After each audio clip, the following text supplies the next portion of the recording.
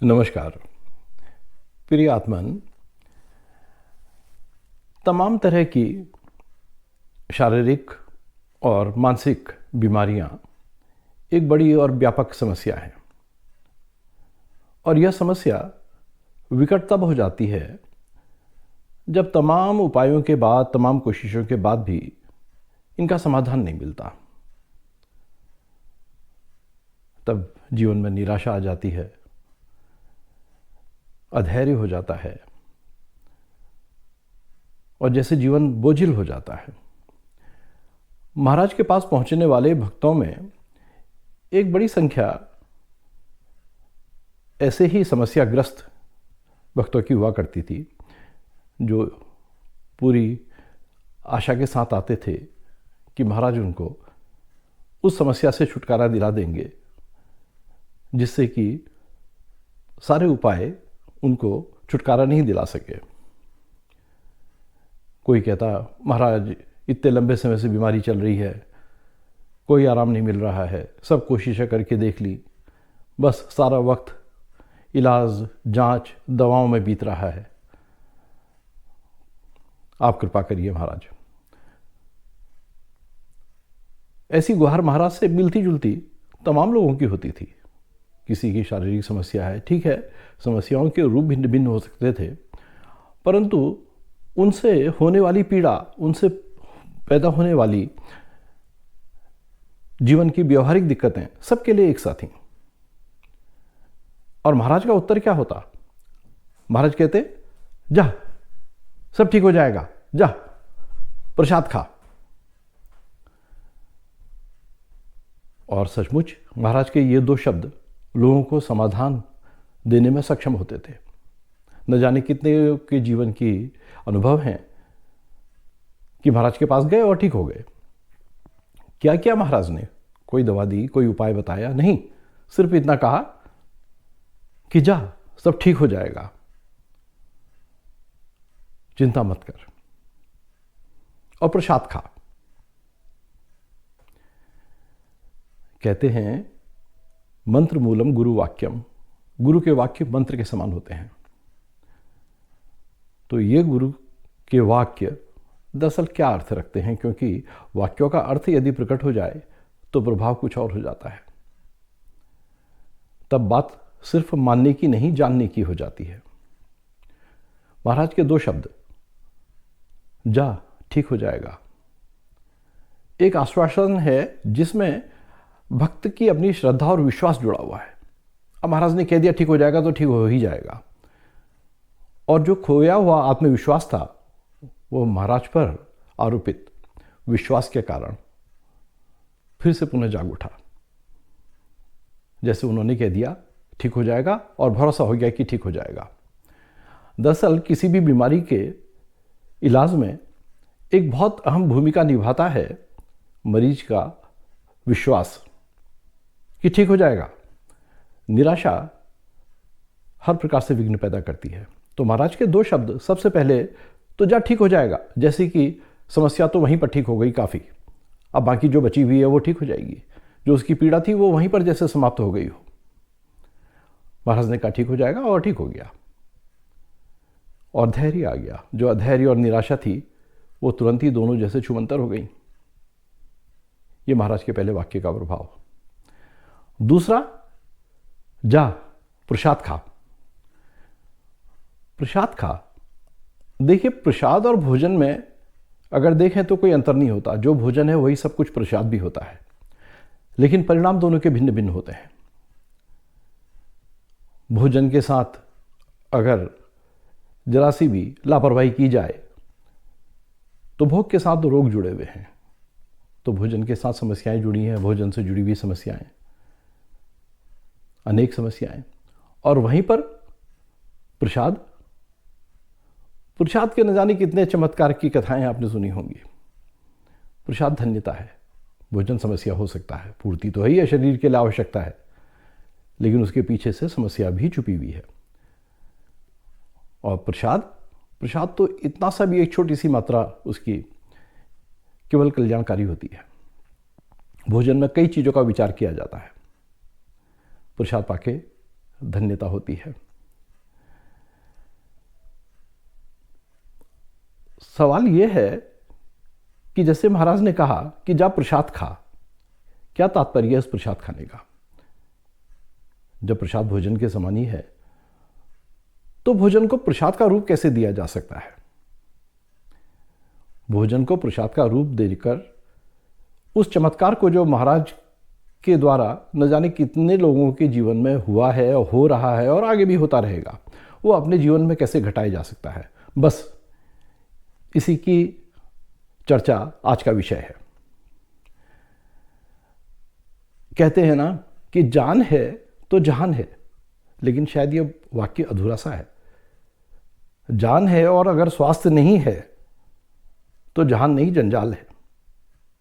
तब तो जीवन जैसे बोझिल हो जाता है, और ख़ास तौर से तब कि जब वह समस्या लंबे समय से चली आ रही हो, उसके छुटकारा पाने के प्रयास कारगर सिद्ध नहीं हो रहे हों, तो दिक्कत है ही है। और वैसे भी कहते हैं ना, सुखों में प्रथम सुख निरोगी काया, बाकी सारे सुख उसके बाद ही हैं। पहला सुख जब यदि काया निरोगी हो, स्वस्थ हो व्यक्ति। स्वास्थ्य की परिभाषा भी यह है कि तन, मन, बुद्धि और सामाजिक परिवेश, यानी आपके परिवार और समाज सबके बीच में एक संतुलित आनंदपूर्ण स्थिति जो है, जिसमें कोई प्रकार की कमी नहीं है, वो संपूर्ण है, उस स्थिति का नाम स्वास्थ्य है। बीमारी के अभाव का नाम स्वास्थ्य नहीं है। स्वस्थ आदमी तब है जब वो तन से पुष्ट है, मन से संतुष्ट है, बुद्धि से जागरूक है, और परिवार और समाज में केवल उसको आनंद ही आनंद है, सुख है, आपसी संबंध अच्छे हैं। अब यहां पर कर्म और विचार दोनों ही इस बात में महत्वपूर्ण भूमिका निभाते हैं। एक चरक का सूत्र है, धर्म अर्थ काम मोक्षाणाम आरोग्यम उत्तमम। धर्म अर्थ काम और मोक्ष को प्राप्त करने के लिए आरोग्य जो है उत्तम उपाय है, और शायद एकमात्र उपाय है। आरोग्य है तो सभी कुछ है। इसी धर्म अर्थ काम मोक्ष को पुरुषार्थ चतुष्टय भी कहते हैं, जो जीवन का लक्ष्य है। एक कौन सा ऐसा उपाय होगा कि जिससे यह आरोग्य, जो कि शरीर का सहज स्वभाव है, शरीर स्वस्थ ही उत्पन्न होता सामान्यतः, और धीरे धीरे जीवन यात्रा में न जाने क्या कुछ हो जाता है कि वो स्वास्थ्य की स्थिति को खोता हुआ बीमारी को प्राप्त हो जाता है। ऐसा हुआ, एक गुरुकुल में शिक्षा चल रही थी। गुरु शिक्षा दे रहे थे, शिष्य सुन रहे थे। तभी पास के पेड़ पर एक पक्षी आके बैठा और बोला, कोहरुक कोहरुक कोहरुक। संस्कृत में कोहरुक का अर्थ कौन निरोगी, कौन निरोगी, कौन निरोगी। गुरु ने शिष्यों से कहा कि देखो, पक्षी तुमसे कुछ प्रश्न पूछ रहा है, उत्तर दो उसको। कई प्रकार के उत्तर शिष्यों ने दिए, लेकिन गुरु संतुष्ट नहीं हुए। जितना संक्षिप्त उत्तर था उतना ही स्पष्ट प्रश्न था, जितना गहरा उतना ही उत्तर भी होना चाहिए था। तो गुरु संतुष्ट नहीं थे और अपने अपने विचार से कि कौन निरोगी, शिष्य अपनी विचारों को व्यक्त कर रहे थे। अंत में एक शिष्य ने कहा, हित भुक मित भुक काल भुक सोहरुक सोहरुक सोहरुक। जो हितैषी भोजन करे, हितकारी, जो मित भोजन करे, मात्रा में जो संतुलित कम हो, और ऋत भुक, जो प्रकृति के चक्र के साथ, शरीर के चक्र के साथ जो स्वभाव है प्रकृति का, उसके अनुसार जो भोजन करे, वही निरोगी है, वही निरोगी है, वही निरोगी है। गीता कहती है अन्नाद भवति भूतानि, कि सारे भूत वर्ग हम मनुष्य भी अन्न से उत्पन्न होते हैं, अन्न में ही पलते हैं। और विशेष बात यह है कि उसी अन्न का यदि उपयोग विवेकपूर्ण न हो तो उसी अन्न के कारण बीमार भी पड़ते हैं। तो इसलिए ये बात बहुत ज़्यादा महत्वपूर्ण हो जाती है कि हित भुक, मित भुक और ऋत भुक, ये क्या चीज़ है? सुन के तो ऐसा लगता है कि जैसे न जाने किस जमाने की बात हो रही हो। गीता की बात कर रहे हैं, चरक की बात कर रहे हैं, वाग्भट की बात कर रहे हैं।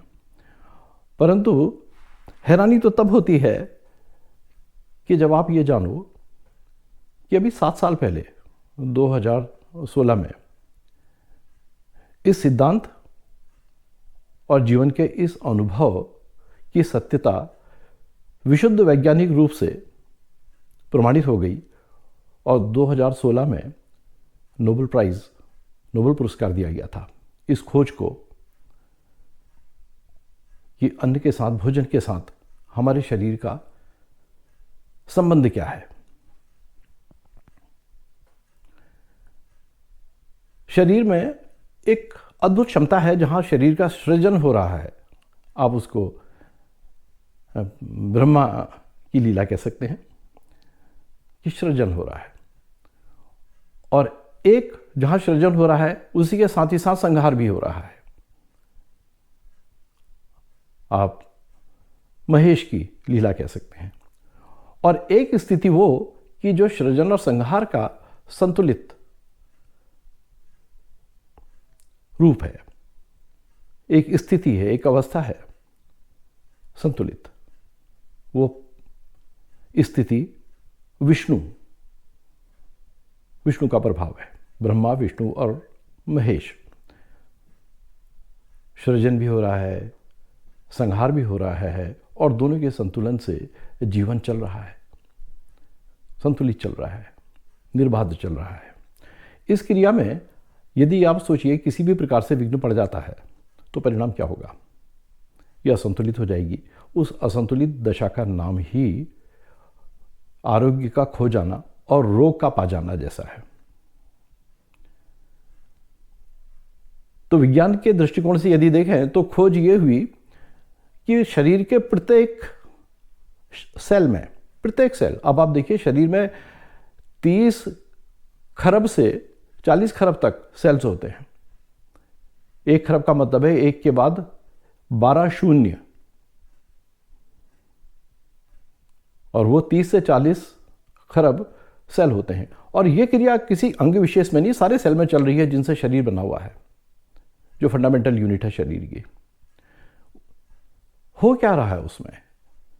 एक अद्भुत क्रिया हो रही है कि विकास तो शरीर का हो रहा है, पोषण उसका भोजन के द्वारा हो रहा है। अन्न से दोनों चीज़ें मिल रही हैं शरीर को, पोषण मिल रहा है, जो आवश्यक तत्व हैं वो मिल रहे हैं, और साथ में ऊर्जा मिल रही है, एनर्जी मिल रही है, जो शरीर के काम करने में व्यय होती है। लेकिन सेल के अंदर क्या हो रहा है?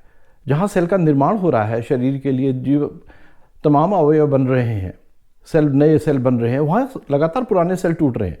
अब आप ये समझिए कि प्रति सेकंड, उदाहरण के तौर पर 30 लाख रक्त के लाल कण जो है वो समाप्त हो रहे हैं, संहार हो रहा है उनका, और नयों का सृजन भी हो रहा है। तो ये तो एक विशेष सेल की बात हुई, लेकिन अगर सारे सेलों की बात सोचें जी, वो सारी शरीर में क्रिया चल रही है तो कितना अद्भुत हो रहा है। सृजन हो रहा है, संहार हो रहा है, सृजन हो रहा है, संहार हो रहा है, और संतुलन बना हुआ है। तो सेल के अंदर वो संतुलन बनता कैसे है? हर सेल की एक आयु है जो कुछ सेकंड से लेकर 3 महीने और कभी कभी 6 महीने तक भी हो सकती है। उसके बाद वो पूरी हो जाती है और उसका स्थान नया सेल ले लेता है। तो शरीर में जब पुराने सेल जो निष्प्रयोज्य हैं, जिनकी आयु चूक गई है, जिनमें कोई विकार आ गया है, या शरीर में ऐसे सेल जो बाहर से आ गए हैं जैसे बैक्टीरिया इत्यादि, जो उसी पदार्थ के बने हैं, प्रोटीन के, जिसका कि शरीर बना हुआ है, तो शरीर उनको किस तरीके से निपटाता है, कैसे छुटकारा पाता है? और केवल छुटकारा नहीं पाता, बल्कि क्योंकि वह शरीर का ही हिस्सा है, और अगर शरीर उसको तोड़ दे अपने मूल तत्वों में तो उन तत्वों को दोबारा इस्तेमाल करता है, रिसाइकलिंग करता है उसका। तो सेल के अंदर गजब की घटना चल रही है कि निष्प्रयोज्य पदार्थ जो टूटे हैं, उनके टूटे फूटे हिस्से, उनको रिसाइकिल करके उन मूल तत्वों में बदला जा रहा है। जैसे कि अगर कोई इमारत ईंटों की बनी हुई है, अगर उसमें से सब ईंटें अलग अलग कर दी जाएं तो वो इन ईंटों को फिर दोबारा इस्तेमाल में लाया जा सकता है। और शरीर इसी काम को करता है। वो बिल्डिंग ब्लॉक जिनसे शरीर बन रहा है प्रोटीन से, वो प्रोटीन को बनाने वाले जो बिल्डिंग ब्लॉक है वो अमाइनो एसिड्स हैं। उनको अमाइनो एसिड में तोड़ के शरीर फिर इस्तेमाल करता है। लेकिन इस प्रोसेस में जो मूल तत्व है अमाइनो एसिड, उसकी कमी पड़ जाएगी। कुछ जो है मल के रूप में बाहर निष्कासित हो जाएगा, जिसका और प्रयोजन नहीं हो सकता है, कोई प्रयोग नहीं कर सकते। उसकी पूर्ति जो है वो भोजन से होगी। जब भोजन से वही पदार्थ आ रहे हैं जो शरीर तोड़ के स्वयं अपने भीतर बना रहा है, तब क्या होगा? अगर भोजन से वो तत्व आवश्यकता से अधिक आ रहे हैं तो शरीर पूरी तरीके से उन पर ही निर्भर होगा। उसको फिर वो तोड़ने की जरूरत नहीं है, उनको तोड़ के फिर से बनाए। तो एक तरीके से शरीर में सृजन बढ़ जाएगा, निर्माण ज़्यादा बढ़ जाएगा, टूटने की क्रिया जैसे शिथिल पड़ जाएगी, और वो स्थिति का संतुलन बिगड़ जाएगा कि जहाँ पर जो पुराना निष्प्रयोज्य हो गया था वो हट रहा है और उसका स्थान निरंतर नया ले रहा है, नव निर्माण हो रहा है। शरीर का नवीनीकरण बंद हो जाएगा। मशीन में और शरीर में यही अंतर है, दोनों ही काम करते हैं, दोनों को ही चलाने के लिए फ्यूल चाहिए, उस ऊर्जा को पैदा करने के लिए जिससे वो मशीन चले। दोनों ही ऊर्जा पर निर्भर है। बस अंतर यही है कि मशीन में टूट फूट होती है तो मशीन उसके लिए कुछ नहीं कर सकती है। शरीर में टूट फूट होती है तो वह लगातार ठीक होते रहती है। आपको चोट लगती है तो शरीर अपने को भर लेता है। चोट का भर जाना कोई सामान्य घटना, साधारण घटना नहीं है। जरा विचार तो करें कि जब चोट भरती है तो ठीक वैसा ही शरीर निर्माण उतना ही करता है जितना उसको भरने के लिए होता है। जहां पर भी चोट लगी हो वही ऊतक जो है वैसे का वैसे ही बन जाता है।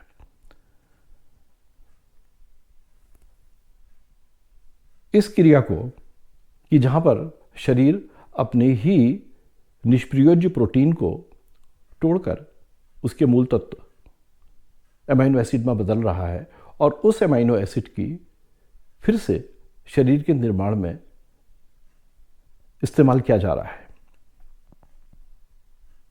वो रिसाइकलिंग हो रही है। उस रिसाइकलिंग की प्रोसेस को वैज्ञानिकों ने नाम दिया ऑटोफेजी। ऑटोफेजी दो ग्रीक शब्दों से मिलकर बना है। ऑटो मीन्स स्वयं, फजी मीन्स खाना, यानी स्वयं को खाना। शरीर स्वयं को खा रहा है। कब खा रहा है? उसका स्वभाव है कि जो टूट फूट हो रही शरीर में, शरीर निष्प्रयोज्य को खा रहा है और उसका नव निर्माण हो रहा है लगातार। दोनों में जो एक अंतर बच जाता है कि जितना मटेरियल खाया गया और जितना बनाया गया, उन दोनों में जो कमी रह गई उसकी पूर्ति भोजन करता है पोषण के रूप में। अब आप देखिए कि यहां पर भोजन के प्रति दृष्टिकोण जो है वो कितना गहरा बन जाता है कि बात सिर्फ खाने तक की नहीं है। जब हित भूख, मित भूख और रित भूख की हम बात कर रहे थे, और ये ऋषि परंपरा से ये सिद्धांत महत्वपूर्ण हर किसी के लिए हो गया है ही, क्योंकि आप देखो जितने भी प्राणी हैं जगत में, सब के सब प्रकृति से चल रहे हैं।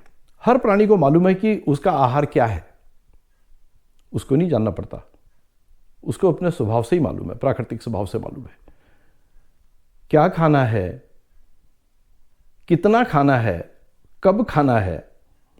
हर प्राणी को मालूम है, सिवा एक प्राणी के जो सबसे बुद्धिमान प्राणी है पृथ्वी का, मनुष्य के। मनुष्य को बिल्कुल नहीं मालूम कि उसे क्या खाना है। हमको स्वभाव से कहाँ मालूम है, वो तो जानकारी दी जाती है कि भाई ये प्रोटीन है, ये फैट है, ये कार्बोहाइड्रेट है, ये विटामिन है, हाँ, ये संतुलित भोजन है, ये न्यूट्रिशियस भोजन है, वगैरह वगैरह। जब इतनी जानकारी है तो फिर वो समस्याएं क्यों होनी चाहिए जिनको हम मेटाबॉलिक डिसऑर्डर कहते हैं, जो भोजन से उत्पन्न होने वाली समस्याएं हैं। जाहिर सी बात है, प्रकृति का वो अद्भुत गुण जिसमें हर प्राणी को स्वभाव से ही जानकारी होती है कि जिस अन्न से वो पल रहा है उस अन्न के साथ उसका संबंध क्या है, क्या लेना है। गाय घास खाती है लेकिन हर घास तो नहीं खाती ना। मांस खाने वाले प्राणी मांस खाते हैं लेकिन उनका भी चुनाव होता है। और जब बात आदमी की आती है तो ये तो प्रश्न लगभग बेमानी सा हो जाता है कि आदमी क्या खाता है। क्या खाता है आदमी, इससे बेहतर तो होगा कहना क्या नहीं खाता है आदमी। और शरीर अपनी प्रकृति की स्थिति में भोजन के संबंध में आप बड़ा संतुलित बना हुआ है कि वो कौन सा भोजन लेगा, क्योंकि वही एंजाइम उसको पचाने वाले, वही क्रियाएं शरीर के अंदर पहले से ही मौजूद हैं।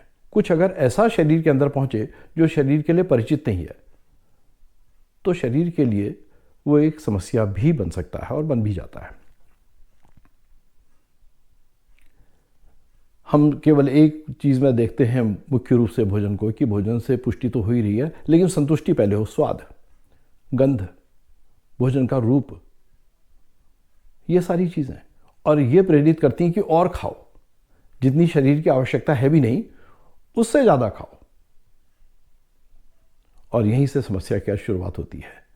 जब ऑटोफेजी की बात करते हैं तो बात बड़ी स्पष्ट हो जाती है कि शरीर अपने लिए स्वयं ही उन मूल तत्वों का निर्माण अपने शरीर के तत्वों से ही कर रहा है कि जिससे वो नवनिर्माण कर सके, और वो क्रिया सतत जारी रहती है।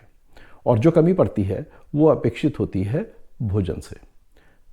अगर भोजन उसकी मात्रा से ज़्यादा बन जाए तो शरीर जो है वो निर्माण अधिक करेगा, ओबेसिटी होगी, और ज़्यादा गड़बड़ बात हो गई तो सेल जो है वो गलत दिशा में चले जाएंगे और बेहिसाब निर्माण करने लगेंगे। उस बेलगाम निर्माण को ही कैंसर कहते हैं।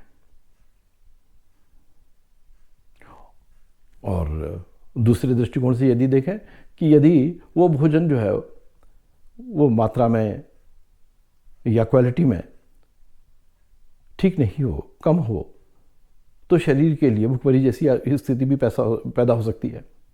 पोषण जो है कुपोषण में बदल सकता है। तब हित भुख कौन सा हित है? हित भुख वो है कि जो हमारा हित करे। भोजन का यह विचार नहीं किया कि वो प्रोटीन हो, फैट हो या कार्बोहाइड्रेट हो, बल्कि भोजन जो भी हो वो हितकारी हो। उसके परिणाम हमारे सामने स्वयं आए, हमारे अनुभव में आए कि इसको खा के हमारा हित हुआ है, अहित नहीं हुआ है। एक भोजन के संबंध में सूत्र। दूसरा मित भुख, कि हम आवश्यकता से अधिक खा लेते हैं, तो वो स्वयं अपने आप में समस्या है, क्योंकि हमारा काम तो वहां पर पूरा हो गया कि हमने खा लिया, गले के नीचे उतरा तो जैसे हमारा काम पूरा हो गया। उसके बाद की जो क्रिया शरीर में चल रही है वो घंटों तक चल रही हैं। जो हमने कुछ मिनटों में खाया, शरीर उसको पचा रहा है, वो घंटों तक चाहे वो मांस हो, उसी के अनुसार उसको पचने में और भी ज़्यादा वक्त लगता है। तो होता क्या है कि आपका हित भुख क्या होना चाहिए कि जब दूसरी बार भोजन करने का नंबर आए, तब तक पहली बार का भोजन जो है वो शरीर उसको पूरी तरीके से पचाकर निपटा चुका हो। लेकिन वो स्थिति आने से पहले ही हम घड़ी देख के, अपने सुविधा को देख के भोजन कर लेते हैं। ऐसा भोजन शरीर के लिए बोझ बन गया और शरीर उस बोझ को रोज ढो रहा है, क्योंकि हमने हित भुख, मित भुख और ऋत भुख में से, यानी समय काल के साथ वो चक्र, बायो क्लॉक हमारी, केवल वाला समय नहीं जो घड़ी बता रही है कि अब खाने का टाइम हो गया, खाना खा लो। हमारी शरीर की घड़ी क्या बता रही है कि हमें भूख लगी है, हमें प्यास लगी है, सब बताती है। कितनी लगी है भूख, क्या खाने को मन कर रहा है, शरीर ये सब कुछ बताता है। और हम उसको सबको दरकिनार करके वो खाते हैं कि जो हमने तय कर लिया। हम उतना खाते हैं जब तक कि मन न भर जाए, पेट भरने से तो कोई मतलब नहीं है। तो तीनों ही बात, हित भुख, मित भुख और ऋत भुख का हम हर बार उल्लंघन करते हैं और परिणाम सीधी सी बात है, जो संतुलन था, जिसको हम शरीर के स्वाभाविक स्थिति को कहते थे आरोग्य, वो रोग में बदल गया, अब हमारे सामने है। अब हम उसका समाधान ढूंढ रहे बाहर। जो कुछ हुआ, किस रूप में वो हमारे सामने प्रकट हुआ, लाइफ स्टाइल डिसऑर्डर कहते हैं, वहाँ से शुरू होता है। और फिर दूसरी बात, एक याद रखने की बात है कि तन और मन दो अलग अलग चीज़ नहीं है। ये पुरानी कहावत है, जैसा खाओगे अन्न वैसा बनेगा तन, वैसा रहेगा मन। अब तन जो है वो मन को प्रभावित करता है, मन जो है तन को प्रभावित करता है, दोनों का एक दूसरे पर समान रूप से प्रभाव पड़ता है। बात तन से शुरू हो मन तक पहुंचे या मन से शुरू हो तन तक पहुंचे, परिणाम तो एक सही होगा।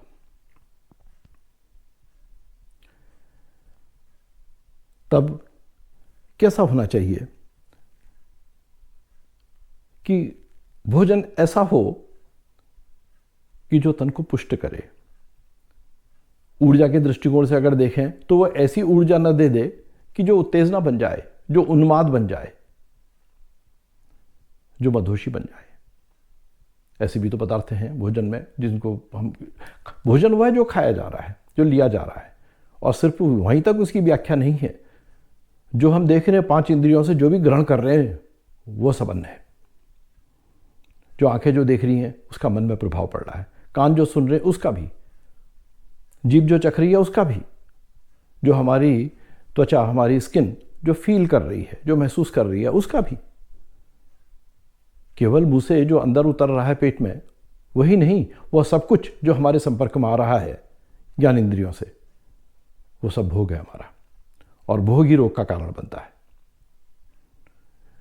इस रोग से छुटकारा पाने के लिए संक्षेप की बात है, हमने बात करी थी महाराज की उस दरबार की जहां पर महाराज के 2 शब्द समस्या का समाधान दे रहे थे। मैंने आपसे कहा था कि यह चमत्कार आपके जीवन में भी हो सकता है, निश्चित रूप से हो सकता है, क्योंकि अब तो यह विज्ञान ने भी प्रमाणित कर दिया है कि यह सिद्धांत अपने आप में पूरी तरीके से ठीक है। वो सिद्धांत क्या है? जब कोई काम को करने के लिए आप संकल्प ले लेते हैं और उसमें जुट जाते हैं, उसको व्रत कहते हैं। संकल्प के साथ किसी कार्य को अपने हाथ में ले लेना और उसको करना व्रत है। और व्रत एक चीज को और भी कहते हैं, वो भोजन के संबंध में है। भोजन को कुछ समय के लिए या छोटे या लंबे समय के लिए त्याग देना, और इसको भी व्रत कहते हैं। और हमारे यहाँ तो व्यवस्था है व्रतों के न जाने, कोई ऐसा मौका ही नहीं जिसमें व्रत नहीं हो सकता है। कल्पना करिए, हर प्रकार के व्रत हैं। क्यों इतना महत्व दिया गया? जहां भोजन को महत्व दिया गया वहां भोजन के न करने को भी उतना ही महत्व दिया गया, क्योंकि जब आप भोजन नहीं कर रहे होते हो तो आप तो, आज स्पष्ट है ये बात, इलेक्ट्रॉन माइक्रोस्कोप के नज़र से स्पष्ट है कि जब आप भोजन नहीं कर रहे हो तो शरीर आपके शरीर को शरीर स्वयं खा रहा है। और किस चीज़ को खा रहा है? सेलेक्टिवली खा रहा है, जिसको उसने हटाना है, जिसको उसको निपटाना है। और जब वो खा रहा है तो उसका परिणाम क्या हो रहा है? वो उसमें से सबसे पहले अंतिम रस निकाल रहा है, काम की चीज़ें निकाल रहा है, निष्प्रयोज्य चीज़ों को बाहर छोड़ दे रहा है, यानी रिसाइकिल कर रहा है। तो जब आप भोजन नहीं कर रहे होते तो शरीर में रिसाइकलिंग की प्रोसेस चलती है, जिसको ऑटोफेजी कहते हैं। और जब आप भोजन कर रहे होते हो और शरीर को बाहर से भोजन मिल जाता है तो शरीर व्यस्त हो जाता है उसको पचाने में और उसमें से उन सारी चीज़ों को निकालने में जो स्वयं वो अपने अंदर से जनरेट कर रहा था, पैदा कर रहा था अपनी तत्वों से। तब व्रत की महिमा बड़ी स्पष्ट हो जाती है कि जब आप लंबे समय तक उपवास करते हो तो शरीर में वो ऑटोफेजी की स्वाभाविक क्रिया शुरू हो जाती है। वो उन सारी स्थितियों से शरीर की शुद्धि कर देती है। एक शब्द है शुद्धि। हम भोजन में कहते हैं भोजन साफ हो, स्वच्छ हो। स्वच्छ के अलावा शुद्ध हो। शुद्ध का मतलब जिसका परिणाम ऐसा हो कि जिससे क्या निकल रहा परिणाम में? आरोग्य निकल रहा है, स्वस्थ जीवन हो रहा है, स्वस्थ मन है, स्वस्थ तन है, स्वस्थ चिंतन है, स्वस्थ सामाजिक संबंध है। केवल एक आहार, अन्नात् भवति भूतानि, अन्न से ही पैदा हो रहा है। अन्न में ही गड़बड़ी हो जाए तब ये सब कुछ चरमरा जाएगा। तो उस चमत्कार को अपने जीवन में घटाने के लिए आप अपने जीवन में घटाएं। अपने प्रियजनों के जीवन में घटाएं और गंभीरता से उसमें विचार करें, क्योंकि ये मानने जैसी चीज़ है कि इलाज तो ढूंढ रहे थे, धन उसमें व्यय हो रहा था, समय उसमें व्यर्थ जा रहा था, कुंठा उससे पैदा हो रही थी, निराशा उससे पैदा हो रही थी, उपलब्धि नहीं हो रही थी। जबकि समस्या जो थी वो केवल इतनी सी थी कि आपकी समस्या के लिए आपको लगा जैसे बाहर कोई दोषी है, इसकी वजह से, उसकी वजह से। अगर एक बार गौर करते तो कहीं ऐसा तो नहीं मैं स्वयं दोषी हूं। उस दिशा में नहीं देखा, बाकी सब जगह देखा, जांचें करी तो सब बाहर करी, अपने अंतर की जांच नहीं करी। अगर यह बात स्पष्ट हो जाए कि दोष अपना ही है, क्योंकि रोग अपने को ही हो रहा है, रोग अपने को हो रहा है, अपने भीतर से रोग पैदा हो रहा है, उसके लिए बाहर कैसे कोई जिम्मेदार हो सकता है? प्रकृति ने तो व्यवस्था करी रखी है बुद्धि देकर कि किसको भीतर आने दें, किसको भीतर ना आने दें, शरीर के, मन के। तो आपने एक सीधा सीधी सी बात है कि व्रत वो लेना है, किस चीज का व्रत? आरोग्य का व्रत, और वो व्रत भोजन को लेकर व्रत है। अगर इस बात का सारांश रखें तो आप यूं समझो इसको कि सामान्यतः आप वैसे भी देखो, रात का अंतिम भोजन करने के बाद आप विश्राम करते हो, और उस विश्राम के बाद अगले भोजन तक का एक लंबा समय होता है। सामान्यतः बीच में रात में भोजन नहीं करते। हर प्राणी का यही सिस्टम है, चाहे वो दिवाचर हो, चाहे वो निशाचर हो। कुछ प्राणी ऐसे हैं जो रात में भोजन करते हैं, रात भर उठे रहते हैं, रात भर चलते रहते हैं, उनकी पूरी दिनचर्या जो है वो रात में होती है, और कुछ की दिन में होती है। मनुष्य ने उस नियम को भी तोड़ दिया, उसके लिए रात होती नहीं है, दिन भी उजाला है, रात भी उजाला है, और उस उजाले में दिन और रात का कोई भेद नहीं है, सब कुछ अस्त व्यस्त है। जो रात विश्राम के लिए एक आनंदमय वातावरण पैदा करती थी, वो खुद ही उध्वस्त हो गई। अब भोजन दिन में भी चल रहा, रात को भी चल रहा, पूरी रात भर भी चल रहा है। खाने वाले ने खा लिया, लेकिन जो पेट को पचाना था, जो शरीर को पचाना था, उसके साथ अत्याचार हो गया। उस अत्याचार को न होने देने का व्रत लें। जब आप ये सोचें कि दो भोजन के बीच में कितनी दूरी होनी चाहिए कि शरीर जो है वो पुराने किए हुए भोजन से पचाने की क्रिया से छुटकारा पा ले और उसके लिए बोझ न बने, तो वो 6 से 8 घंटा तो मिनिमम कम से कम है ही है। हितकारी भोजन हो, मात्रा में मित हो। मित का मतलब है कि जितनी आवश्यकता है उससे 1/4 कम ही हो। आपको 4 रोटी की भूख है, आप 3 ही खाओ, क्योंकि शरीर भी बना रहा है। जिस कारण से आप भोजन कर रहे हो वो तो शरीर स्वयं अपने भीतर से पैदा कर रहा है, ऊर्जा भी पैदा कर रहा है। उस प्रोटीन के को तोड़ने से उससे ऊर्जा भी पैदा हो रही है, और वो पदार्थ भी पैदा हो रहा है जिससे पोषण हो रहा है। आपने उसको आवश्यकता से अधिक कर दिया, हर बार यही हो रहा है। तो अपनी तमाम समस्याओं के यदि आप समाधान पाओ तो इतनी छोटी सी बात से पा सकते हो कि आपने एक व्रत ले लिया। व्रत इस बात का ले लिया कि सचमुच का व्रत ले लिया। कोई एकादशी का व्रत कर रहा है, कोई पूर्णमासी का व्रत कर रहा है, कोई मंगल का व्रत कर रहा है, कोई शुक्र का व्रत कर रहा है। तमाम व्रत ही व्रत हैं। कोई भी बात, आप स्वास्थ्य का व्रत कोई भी निर्णय कर लो। बेहतर ये होगा कि हफ्ते में 1 दिन निराहार रहो। 1 हफ्ते में नहीं हो पाता, 2 हफ्ते में रहो।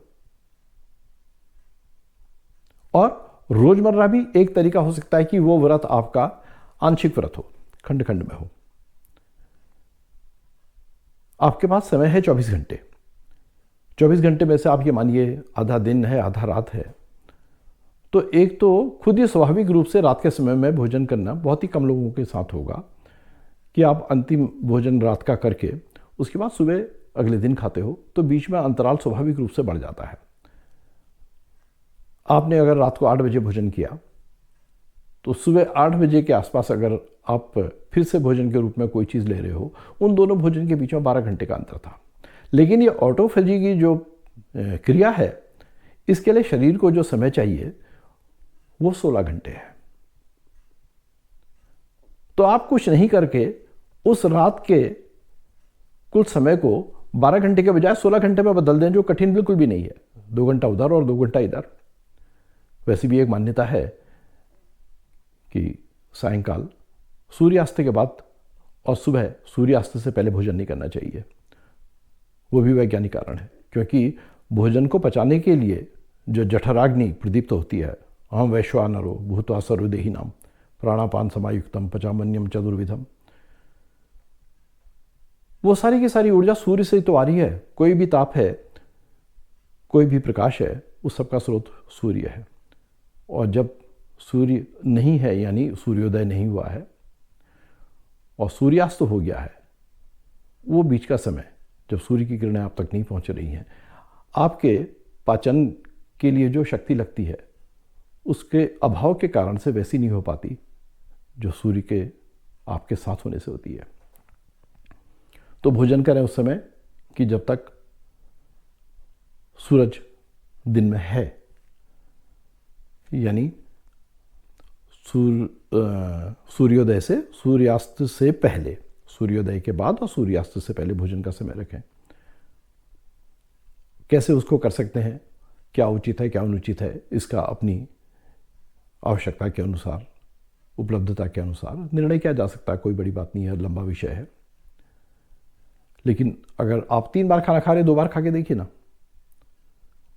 और जो रात का लगभग 12 घंटे का जो एक गैप आ रहा था उसको लंबा करके 16 घंटे का करके देखिए। कम से कम 16 घंटे बाद जो है वो ऑटोफेजी होने लग जाती है। एक दिन आप जो है उपवास रखें और अगले दिन से अगर केवल इतना ही व्रत रखें कि आप सामान्य से कम भोजन लेंगे, अपना जो रोज़मर्रा ले रहे हैं, और कम बार लेंगे, ताकि शरीर पर उसका बोझ न पड़े। क्योंकि वो पहले से बोझ से दबा हुआ है। वही तो रोग था, वही तो समस्या थी जो अलग अलग नाम से प्रकट हो रही थी, चाहे उसको डायबिटीज़ कह लें, ब्लड प्रेशर कह दें, कोलेस्ट्रॉल की समस्याएं कह दें, मोटापे की समस्याएं कह दें, दिमाग से जुड़ी हुई 50 किस्म की समस्याएं, मनोरोग कह दें, पार्किंसोनिज्म जैसी बीमारियां जो दिमाग के ऊतकों के डिस्टर्बेंस से पैदा होती हैं।